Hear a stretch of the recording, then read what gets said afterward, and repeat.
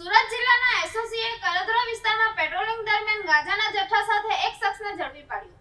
પોલીસે 163 ગ્રામ ગાંજા અને મુદ્દામાલ કબજે અને અન્ય વોન્ટેડ આરોપીને શોધખોળ શરૂ કરી છે.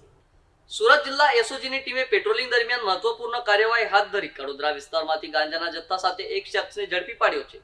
મળતી માહિતી મુજબ પોલીસને બાતમી મળી હતી કે વિસ્તારના એક વ્યક્તિ દ્વારા ગાંજાનું વેચાણ કરવામાં આવી રહ્યું છે, જેના આધારે એસઓજી ટીમે ઓજ ગોઠવી કાર્યવાહી હાથ ધરી હતી.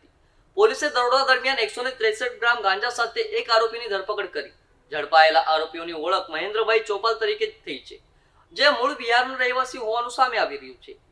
પોલીસ તપાસમાં જાણવા મળ્યું છે કે આરોપી છેલ્લા અંદાજે 6 મહિનાથી કડોદરા વિસ્તારમાં રહી ગાંજાનું રિટેલ વેચાણ કરતો હતો. આ કાર્યવાહી દરમિયાન પોલીસે આરોપી પાસેથી ગાંજાનો જથ્થો સહિત કુલ રૂપિયા રકમ 19,490 નો મુદ્દામાલ કબજે કર્યો છે. પ્રાથમિક પૂછપરછમાં આરોપીઓએ ગાંજો અન્ય એક શખ્સ પાસેથી મેળવતો હતો, જેના આધારે પોલીસે ગાંજો સપ્લાય કરનાર અજાણા આરોપીને વોન્ટેડ જાહેર કરી તેની શોધખોળ શરૂ કરી હતી. હાલ પોલીસે આરોપી સામે એનડીપીએસ એક્ટ હેઠળ ગુનો નોંધી વધુ તપાસ હાથ ધરી છે. સાથે જ વિસ્તારમાં ગેરકાયદેસર નશીલા પદાર્થોના વેપાર સામે કડક કાર્યવાહી ચાલુ રાખવાની પોલીસ દ્વારા ખાતરી આપવામાં આવી છે.